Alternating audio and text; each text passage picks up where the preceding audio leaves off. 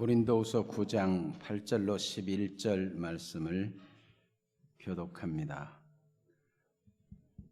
고린도후서 9장 8절 하나님이 능히 모든 은혜를 너희에게 넘치게 하시나니 이는 너희로 모든 일에 항상 모든 것이 넉넉하여 모든 착한 일을 넘치게 하게 하려 하심이라.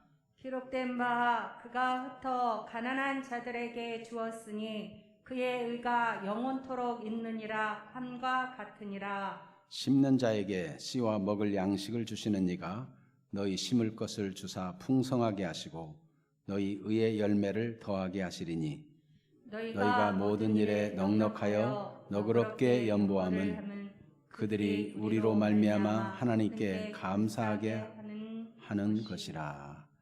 아멘. 사람이 어떤 중요하고 가치 있는 일을 할 때는 동기가 있기 마련입니다. 그냥 막연히 우연히 어쩌다 보니까 됐다 이럴 리가 없어요. 그 중요한 일을 할 때는 그 일을 하게 된 배경, 어떤 동기가 있는 것이죠. 그런데 오늘 본문에도 착한 일을 넘치게 하는데 그 일에 동기가 있다는 것입니다. 그 동기가 무엇입니까?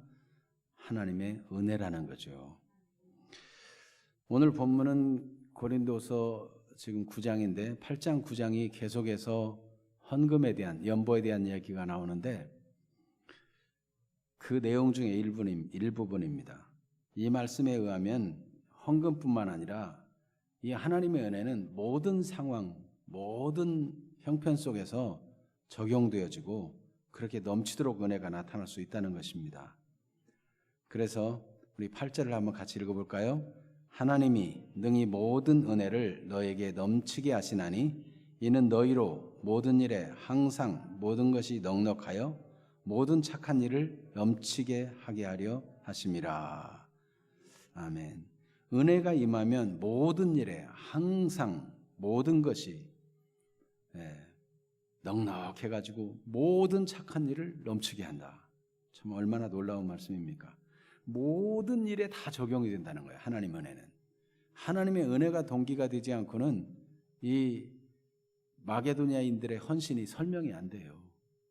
하나님의 은혜가 아니면 다윗이 자기를 죽이려는 사울을 해치지 않고 그렇게 존중하면서 끝까지 흔들리지 않을 수 있는 거 하나님 은혜가 아니면 답이 없어요. 성경에 나타난 인물들, 은혜의 사람들을 보세요. 하나님의 은혜가 임하니까 그런 어려움도 감수할 수 있고 견뎌낼 수 있고 그런 중에도 풍성한 열매를 맺을 수 있었던 거 아닙니까? 요한계시록 요즘 우리가 말씀 묵상하고 있는데 요한계시록에 그 어려운 중에도 어떻게 그렇게 어려움을 뚫고 성도들이 승리할 수 있습니까?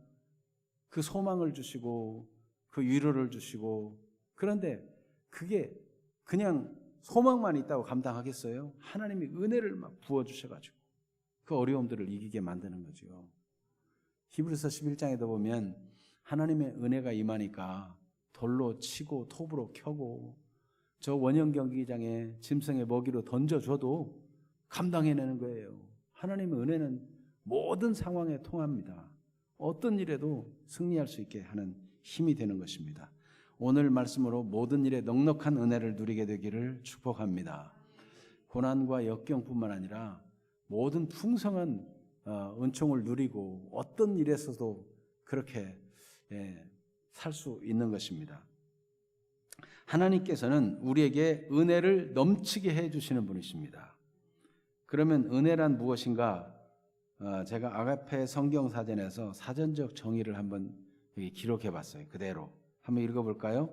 은혜란 무엇입니까? 시작. 인류, 특히 그분의 백성에 대한 하나님의 값없는 사랑을 말한다.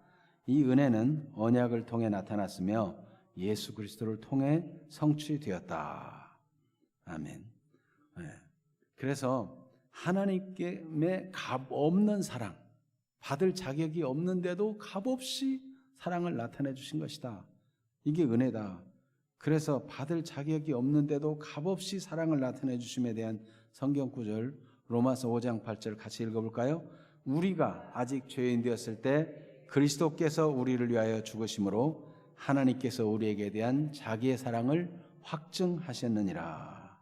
요한복음 3장 16절 하나님이 세상을 이처럼 사랑하사 독생자를 주셨으니 이는 그를 믿는 자마다 멸망하지 않고 영생을 얻게 하려 하심이라. 아멘. 하나님의 넘치는 은혜, 그 값없는 사랑이 죄인 되었을 때 아무 받을 자격이 없어요. 그런데 하나님이 그리스도를 우리를 위해 죽게 하셨다는 거예요.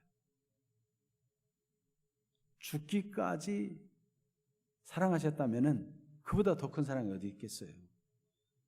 하나님이 세상을 이처럼 사랑하사 독생자를 주셨으니 다 준 거예요. 다 준 거예요. 하나밖에 없는 아들을 주셨다. 네. 그래서 하나님께서 값 없이 아무 대가도 요구하지 아니하고 사랑을 베푸신 것이 예수 그리스도를 통해서 나타난 것입니다. 이것이 은혜죠. 그러면 은혜를 아는 것이 왜 중요합니까? 은혜를 모르면 어떻게 되고 은혜를 알면 어떻게 됩니까?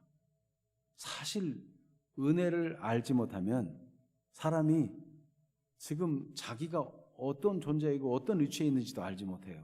성경은 사람이 어떤 상태에 있는가를 보여주고 있어요. 마태복음 11장 28절에 같이 읽어볼까요? 수고하고 무거운 짐진 자들아 다 내게로 오라. 내가 너희를 쉬게 하리라. 수고하고 무거운 짐을 지고 살아요. 로마서 3장 23절에는 모든 사람이 죄를 범하였으며 하나님 영광에 이르지 못하였다. 아무리 선행으로 도덕으로 수양으로 온갖 노력을 다해도 하나님 영광에 도달할 수가 없어요. 죄 때문에. 네. 그 하나님 영광에 이르고 싶어도 하나님의 그 영광된 자리가 얼마나 놀라운 것인지 안다 해도 사람은 죄 때문에 도달할 수가 없는 거예요. 그러니까 하나님의 은혜를 모르면 지금 자신이 멸망의 자리에 있는 것도 모르고 하나님 은혜를 갈망할 줄도 알지 못해요. 그래서 죄 가운데 살다가 망하게 되는 거죠. 그런데 하나님의 은혜가 나타났습니다. 로마서 3장 24절 그리스도 예수 안에 있는 속량으로 말미암아 하나님의 은혜로 값없이 의롭다 하심을 얻은 자 되었느니라. 하나님의 은혜로 값없이. 이런 하나님의 은혜가 나타나서 나를 수고하고 무거운 짐에 눌려 살지 않게 하고 죄 가운데 정죄받는 삶을 살지 않도록 만드시는 이 하나님의 은혜가 나타났다는 것을 알게 되면 그 은혜를 감사함으로 받아들이게 되어 있죠. 하나님의 은혜, 예수 그리스도를 통해서 주신 은혜를 받아들이는 것이 바로 예수님을 믿는 것이고 예수님을 구주로 영접하는 것입니다. 요한복음 1장 12절 같이 볼까요? 영접하는 자 곧 그 이름을 믿는 자들에게는 하나님의 자녀가 되는 권세를 주셨으니. 이렇게 믿는 자에게 하나님의 자녀의 권세, 예수님을 영접해서 받아들이는 자에게 하나님의 자녀의 권세가 생기니까 더 이상 수고하고 무거운 짐에 눌려 살지 않아요. 정죄를 당하지 않아요. 더 이상 이제는 죄짐을 지고 살지 않아요. 해방을 받고 수고하고 무거운 짐에서 벗어나서 이제는 참된 안식을 누리고 항상 이 은혜를 누리며 사는데 영생을 누리는 자가 되는 것입니다. 그래서 로마서 8장 1절 2절에 완전 해방을 말씀하고 있죠. 같이 봅니다. 그러므로 이제 그리스도 예수 안에 있는 자에게는 결코 정죄함이 없나니 이는 그리스도 예수 안에 있는 생명의 성령의 법이 죄와 사망의 법에서 너를 해방하였습니다. 법적인 해방. 여러분 이번에 조두순 씨가 출소했다는데 그 범죄자 때문에 상처받은 가정이 너무 두렵고 그래가지고 여러 사람들이 후원하는 가운데 딴 데로 이사했다죠. 조두순 저런 사람을 왜 출소시키나 사람들은 막 그런 생각하겠지만 형량을 다 채우고 법적으로 해방을 받은 거예요. 해방. 여러분 법적으로 해방받는다는 것은 정말 놀라운 거예요. 누구도 막을 수 없어요. 그가 잠재적인 범죄자일지 모른다 그럴지라도 법적으로 해방받는 거예요. 법적으로.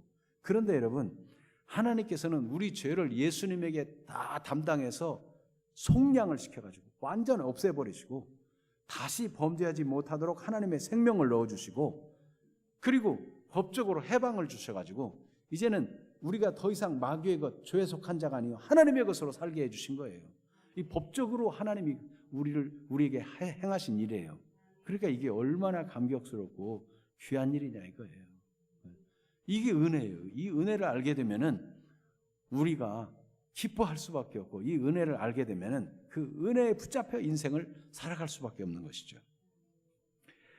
그래서 우리는 삶의 모든 영역에서 하나님의 은혜로 살 수 있을까? 죄에서 해방받고 구원받았다.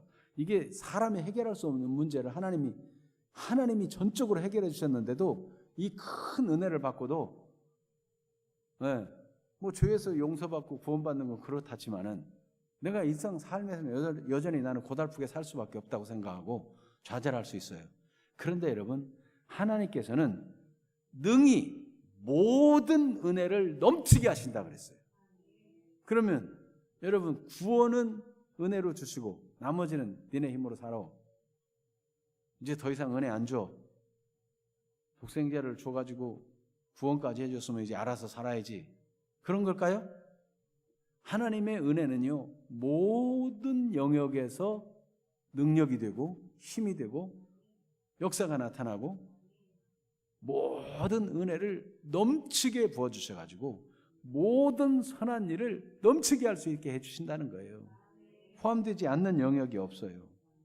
그래서 오늘 고린도후서 9장 8절을 다시 한번 읽어보면, 하나님이 능히 모든 은혜를 넘치게 하시나니 그랬죠. 하나님은 능히 그랬어요. 능히. 하나님이 힘이 좀 딸려가지고 구원은 해주겠지만 그 다음부터는 나 못 도와주겠다, 이런 분이 아니라는 거죠. 능히. 하나님은 오늘 새벽에도 말씀 볼 때 창조의 근원이 되신 분이다, 근본이 되신 분이다 하는 말씀을 우리 봤죠. 하나님은 처음과 나중이다. 하나님께서 모든 걸 다 주장하고 계시는 거예요. 그분이 창조하셨고 우리 그 하나님께서 모든 걸 다 지배하시고 다스리고 섭리하고 계시는 거예요. 하나님의 손에 달려 있어요. 근데 그 하나님이, 전능하신 그 하나님이 능히 어떤 부분에도 은혜를 주셔서 어떤 부분에도 다 통하게 만드신다는 거예요. 그런 하나님이시다. 그럼 하나님이 그렇게 능력이 많으신 분인 걸 알겠는데, 그러면 나의 건강 문제는, 나의 사업 문제는, 혹 직장 문제는, 나의 지금 당면한 이 문제는 안 되는가?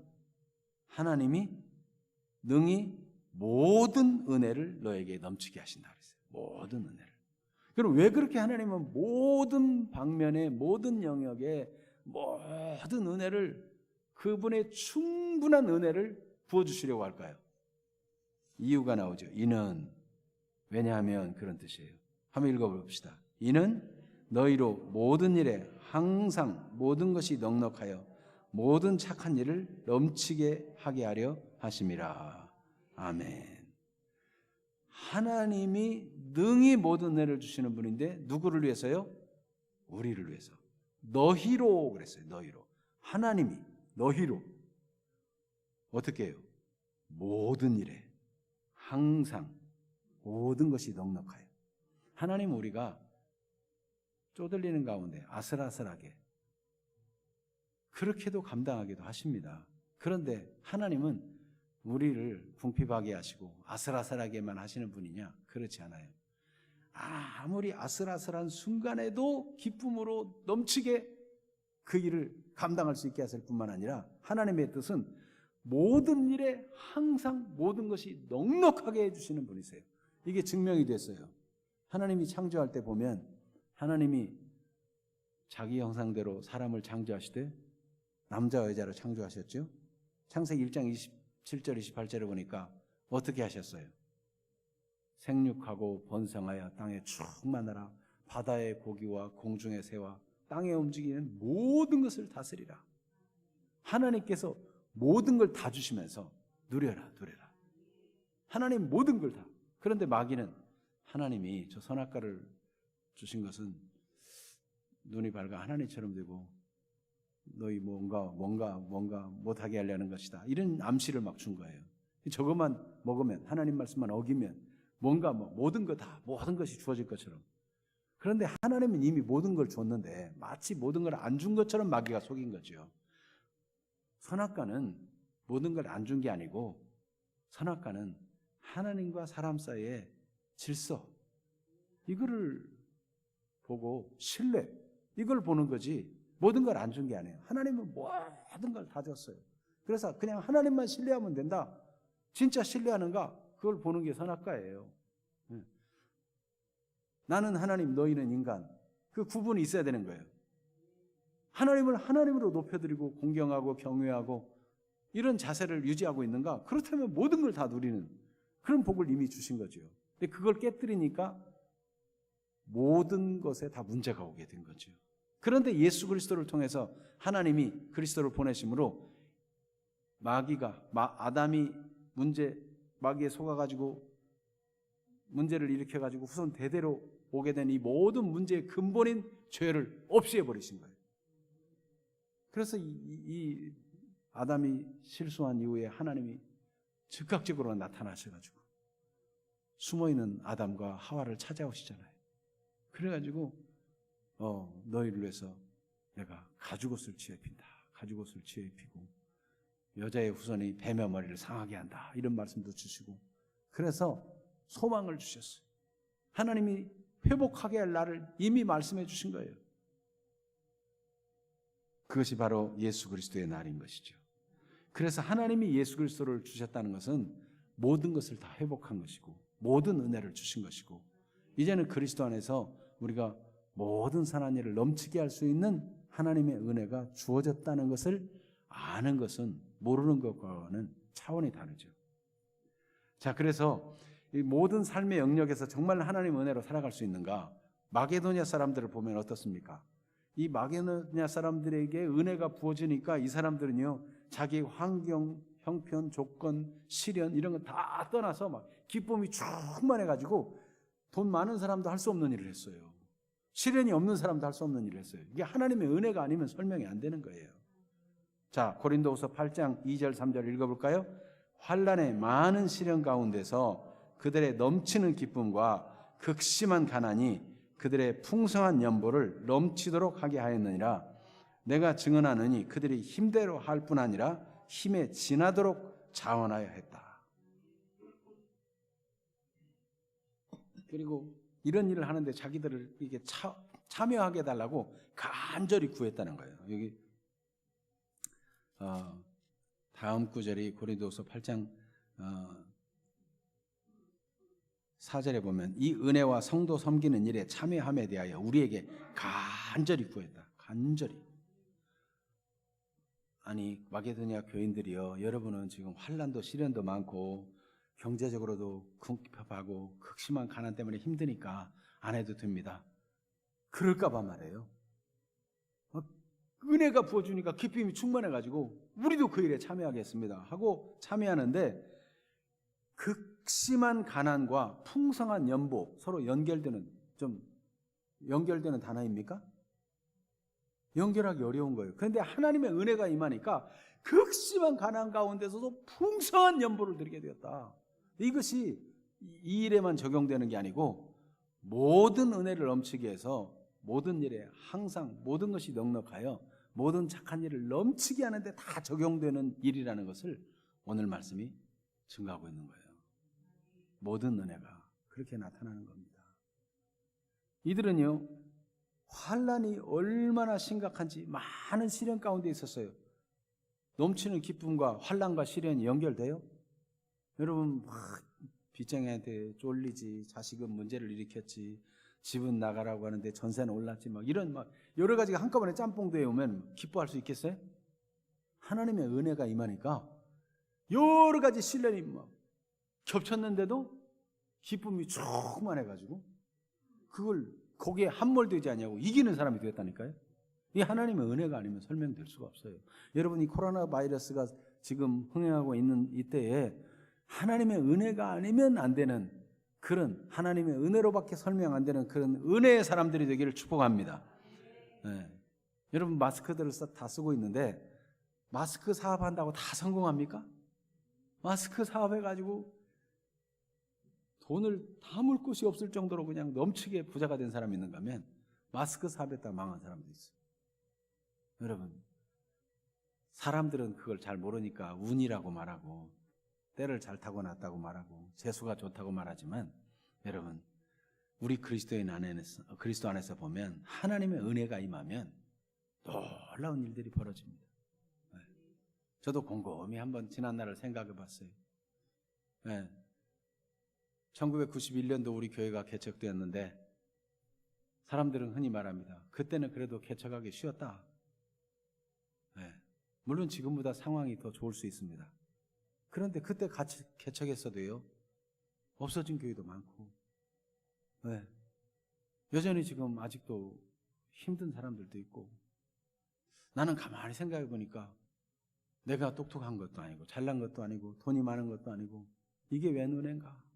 참 하나님의 은혜구나. 고백하지 않을 수 없어요. 정말 하나님의 은혜구나. 얼마 전에 금요일 밤입니까? 명이 나오는데 이 콩팥 질환에 대해 나오더라고요. 근데 이 콩팥의 역할이 굉장히 많은데 콩팥이 나빠지는 거 한순간이더라고요. 참 우리가 콩팥이 건강하게 안전하게 잘 지내는 것도 정말 기적이구나. 근데 콩팥뿐만 아니라 우리 몸에 온몸의 기능들이 말해요. 이게 하나님의 은혜가 아니면 정말 살 수 있을까 할 정도로 이게 위에 암이 걸려가지고 잘라내서 식도하고 저 소장을 연결해도 또 그게 나중에는 소장이 위처럼 역할을 하고 진짜 놀라운 일이에요. 정말 하나님의 은혜가 아니면 이 하나님이 정말 오묘하게 만들어 놨고 참 신비하다. 네. 하나님의 은혜가 임하여 어떤 일도 감당할 수 있도록 은혜 주시기를 우리 하나님이 원하시는 것입니다. 그래서 외적인 조건이 좋다든지 준비가 잘 되어 있기 때문에라든지 조건이 좋거나 준비가 잘 된다고 반드시 잘 되는 게 아니죠. 하나님의 은혜가 필요한 것입니다. 그래서 우리가 하나님의 넘치는 은혜를 바라지 않고 자기 지혜나 경험과 능력을 자랑하고 자기 방법만 의지한다면 어느 정도 성과를 낼 수 있을지 몰라요. 그러나 모든 착한 일을 넘치도록 할 수 있는가? 모든 일에 항상 모든 것을 넉넉하게 그런 역사가 나타날 수 있겠는가? 하나님의 은혜가 동기가 될 때 이런 일이 가능하다는 거예요. 그러니까 하나님께서 말씀하는 바는 무엇입니까? 하나님이 우리에게 그런 은혜를 주기를 원하신다는 거예요. 그래서 이런 은혜를 겸손한 자에게 주시죠. 겸손한 자에게. 고린도전서 1장 27절에서 29절 말씀을 같이 한번 읽어보겠습니다. 고린도전서 1장 27절부터 같이 읽어볼까요?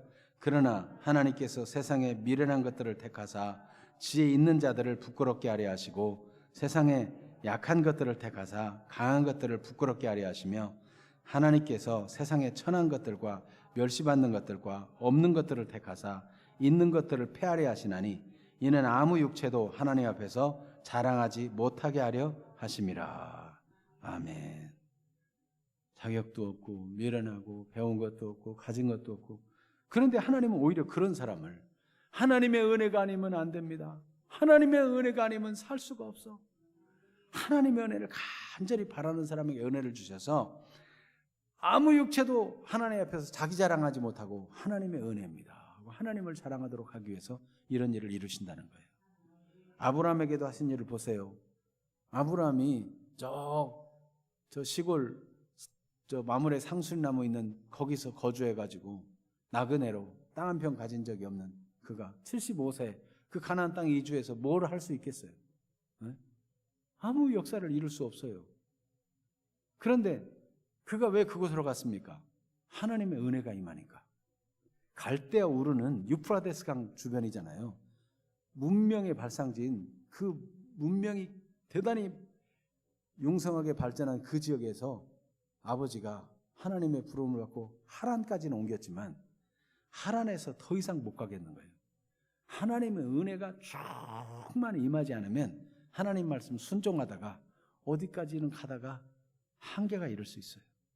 그런데 하나님은 모든 은혜를 넉넉히 부어주기를 원하십니다. 그 아들 아브라함에게 넉넉히 은혜를 부어주시니까 교통의 요충지인 하란 거기서 더 깊이 들어가요. 아브라함의 아버지 데라는 거기 가나안 땅 가까운 거기까지는 가겠나 봐. 근데 거기를 떠나지 못하고 그냥 거기에 주저앉아 있는 거예요. 하나님께서 데라를 부르시고 데려가셨어요. 그리고 아브라함에게 다시금 소명을 주시죠. 내가 너에게 지시할 땅으로 가라. 그래서 하나님의 은혜가 아브라함에게 임하니까 아브라함은요, 그 하란도 떠나가지고 한 번도 가보지 않은 곳, 낯선 땅,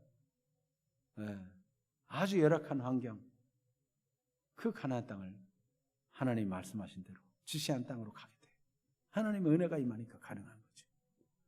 그런데 하나님의 은혜가 계속 임하지 않으면 아브라함은 그 땅에 가서 살 수가 없어요. 하나님은 은혜로 부르시고 계속 은혜를 주시고 또 주시고 지금 은혜를 주시고 미래도 주시고 계속 은혜를, 모든 은혜를 풍성히 주기를 원하시는 하나님이십니다. 아브라함이 자기 힘으로 애 낳을 수가 없어요. 자기 방법대로 해봤지만 그게 아니었어요. 하나님이 100살이 되어서라도 하나님의 은혜로 되게 만드시잖아요.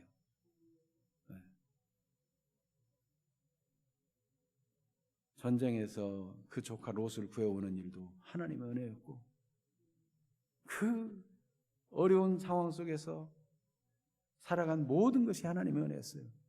그리고 그는 아들 하나 낳아가지고 이삭, 하나님이 약속하신 이삭 하나 낳았는데 무슨 일을 이룰 수 있겠어요? 자기 힘으로 이룰 수 있는 게 아니에요.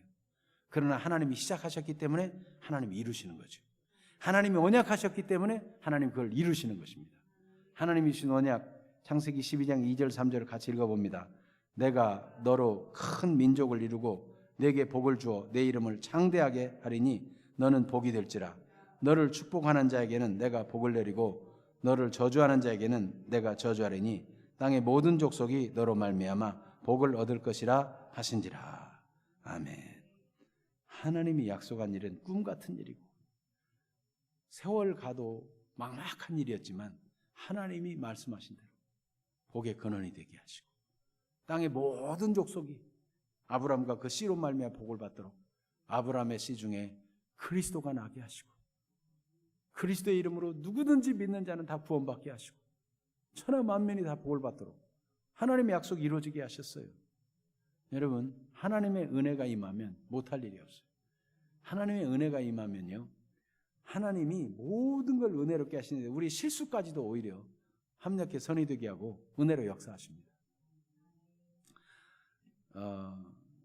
경제 불황기에 굉장히 어려운 때인데 미국 시카고에 있는 한 교회가 중국에 있는 고아원에 옷을 보내기로 했답니다. 그래서 교인들이 다 나름대로 옷을 가지고 와서 상자에 담았어요. 거기에 목수 할아버지 한 분이 계셨는데 그것을 다 상자에 담아가지고 못질하는 일을 이 할아버지가 한 거예요. 그렇게 해서 일을 마쳤는데 그 옷들을 상자에 담아 보냈는데 말이죠, 할아버지가 정신을 차려보니까 안경이 없더라는 거예요. 이 목수 할아버지는 당시에 이 불황기에 20불을 주고 안경을 사는데 그 20불은 아주 거금이었대요. 당시에 거금을 주고 사서 안경을 끼고 목수일을 잘해서 이렇게 살려고 하는데 안경이 없어진 거예요. 아무리 찾아봐도 모르겠는 거죠. 내가 나이가 들어가지고 이제 쓰던 안경도 어디 둔지를 모르는구나 하고 참 자기 신세를 한탄하고 그랬다는 거예요.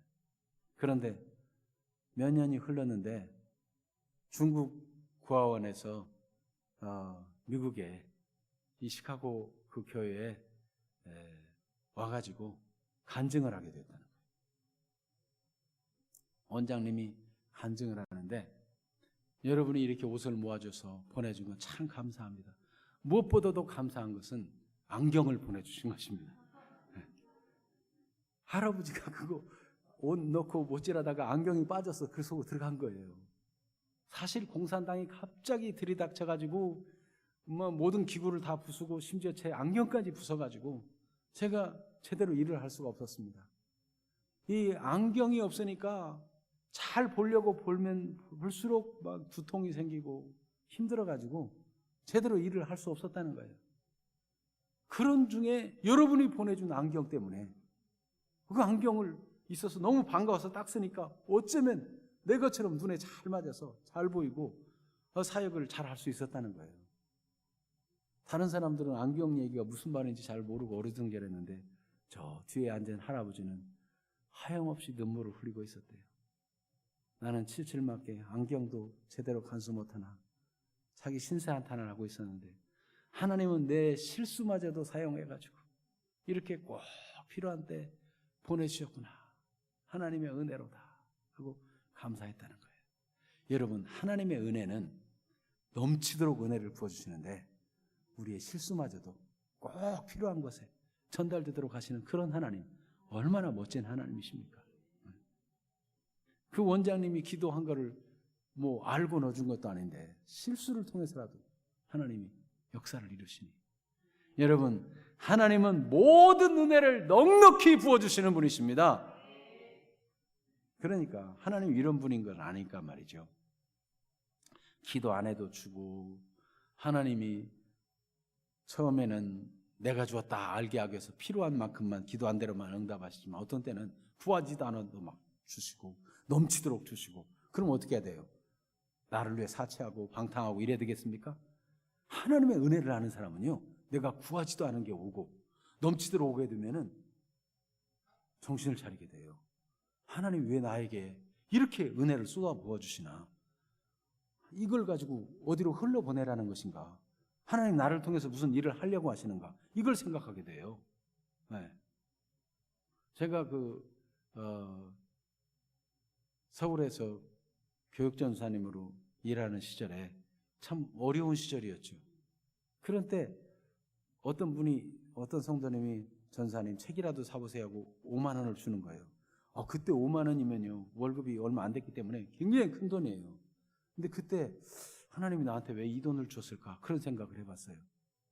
그런데 한 분의 어려운 얘기를 듣게 됐어요.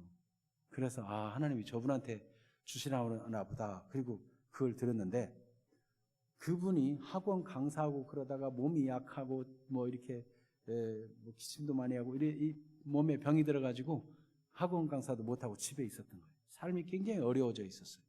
하나님 뜻이 무엇입니까? 라고 기도하고 있었던 중인데 기도원에 가봐야 되겠다, 이런 마음이 생겼다는 거예요. 근데 기도원을 갈래도 기도원 갈 차비도 없는 거죠. 그런데 그 돈이 그렇게 쓰이게 돼요. 거기 가서 기도하고 응답받아가지고 목사님이 되셨어요.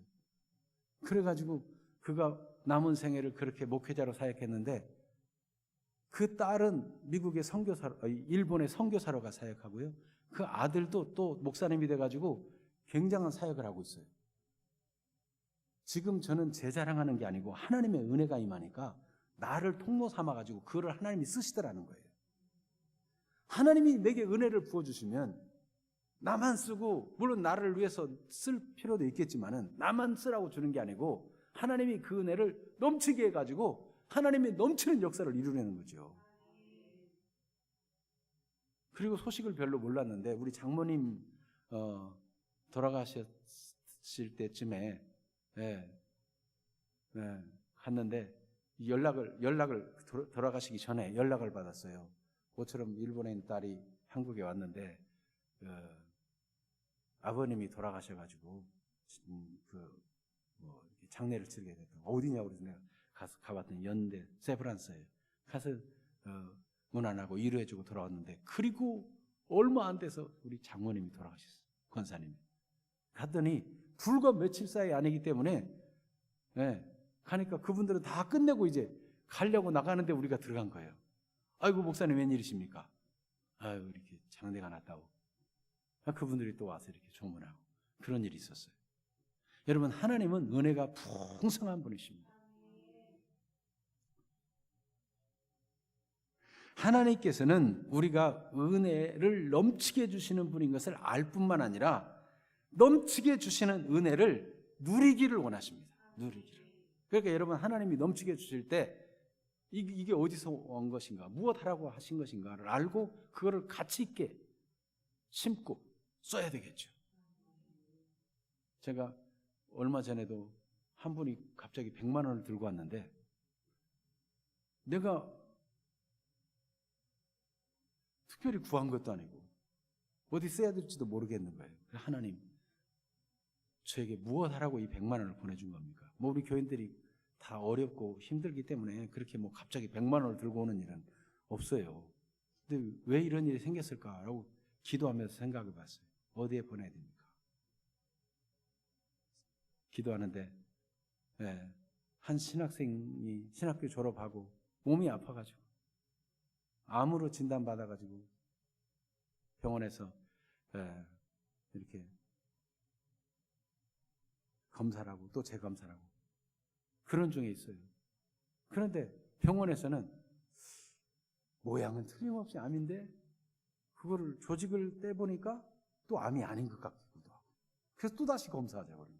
지금 계속 그러고 있는 중이에요. 그 돈이 얼마나 계속 들어가는 거예요.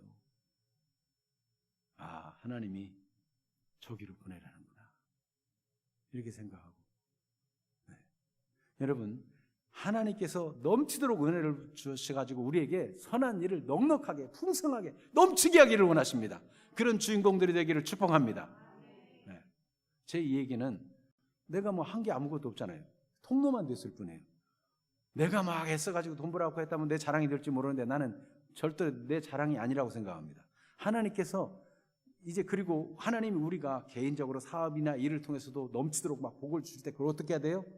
내가 이래서 내가 돈 벌었어 이렇게 할 게 아니라 하나님이 주시는 그 넘치는 은혜 가지고 하나님이 여러분에게 주신 재능, 여러분에게 주신 기능, 지식, 지혜 이런 것들을 활용해 가지고 하나님의 넘치는 은혜를 베푸는 삶을 살라고 주시는 게 아니냐 하는 것입니다.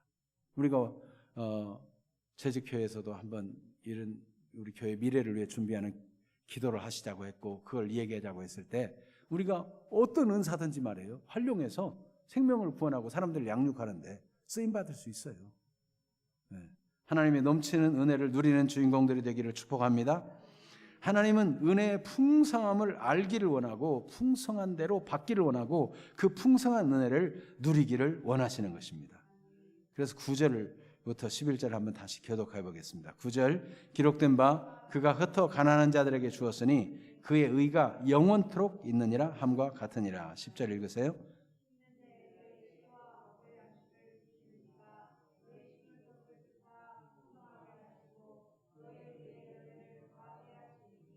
(11절) 같이 봅니다. 너희가 모든 일에 넉넉하여 너그럽게 연보함은 그들이 우리로 말미암아 하나님께 감사하게 하는 것이라. 아멘. 하나님께서는 은혜를 풍성하게 줘가지고 의의 열매를 막 더하게 만드신다는 거예요. 의의 열매를. 그래서 그 열매를 막 감사하고 감격하게 만들고 그리고 은혜로 모든 일이 하나님께부터 온 것임을 세상에 막 나타내기를 원하세요. 그리고 특별히 이 하나님의 은혜에는 연쇄작용이 나타나는데 하나님이 주신 것을 씨앗과 같아서 심으면 어떻게 되는가? 심으면 열매가 많이 나타나는데 그 열매마다 또 뭐예요? 그 열매 하나하나가 다 씨예요. 그 속에 다 무한한 가능성이 내재되어 있는 거예요. 보세요. 저는 그 가정이 어떻게 쓸 줄 모르고 흘려보냈습니다. 그분이 목사님이 돼가지고 아들이 또 목사님이 되고 따님이 목사님, 선교사님 부인 선교사님이 되고 그 후에 또 계속 일어날 연쇄작용은 어마어마한 거 아니겠어요? 여러분 우리가 한 사람을 전도하면 그 속에 하나님의 생명의 씨가 있기 때문에 그 사람을 통해서 또 어떤 일이 나타날지 어마어마한 가능성이 있는 거예요. 그래서 하나님은 우리가 심을 수 있도록 씨를 주시고 우리 자신도 먹을 수 있도록 먹을 양식도 주시고 그리고 그걸 심을 때는 열매를 후하게 넘치게 해주시고 의의 열매를 더하게 하시는데 그 열매가 어느 정도 영광스럽게 하시는가? 9절에 보면 그가 흩어 가난한 자들에게 주었으니 그 의가 영원토록 있느니라. 그 선한 역사에 대한 열매와 그 자체가 의가 돼가지고 그 의를 영원토록 기념하도록 하나님의 상급을 주시고 그 영원히 기념될 의로 남겨두신다는 거예요. 그러니까 여러분 우리가 하나님의 은혜를 넘치도록 주시기를 원하시는 하나님을 알고 넘치는 하나님의 은혜를 받아가지고 그 은혜를 막 계속해서 재생산해내고 연쇄작용을 일으키는 그런 일에 쓰임받는 주인공들이 되기를 축복합니다. 기도하겠습니다. 이 시간 말씀에 반응하는 기도를 잠시 각자의 마음을 열고 기도하겠습니다. 자기의 기도로, 자기의 중심을 다해서 하나님이 나에게 이렇게 넘치는 은혜를 주고자 하시는데 내가 스스로 인색해지고 나는 가난하기 때문에 안 된다, 나는 배운 것이 없어서 안 된다, 나는 할 줄 아는 게 없어서 안 된다, 나는 나이가 많아서 안 된다. 하나님 은혜를 제한하지 맙시다. 하나님 은혜를 제한하지 않으면 하나님 얼마든지 하십니다. 여호수아와 갈렙은 저들은 우리 밥이라고 말하고 담대하게 하나님 은혜 가운데 행하니까 모든 것을 얻었습니다. 승리하였습니다. 하나님 은혜로 다 됩니다. 하나님의 은혜가 필요합니다. 내 힘과 내 지혜는 한계 있습니다. 모든 넉넉한 은혜를 내게 부어 주옵소서. 주의 말씀이 내게서 이루어지기를 원합니다. 이 시간 주님 앞에 간절히 다 같이 기도하겠습니다. 하나님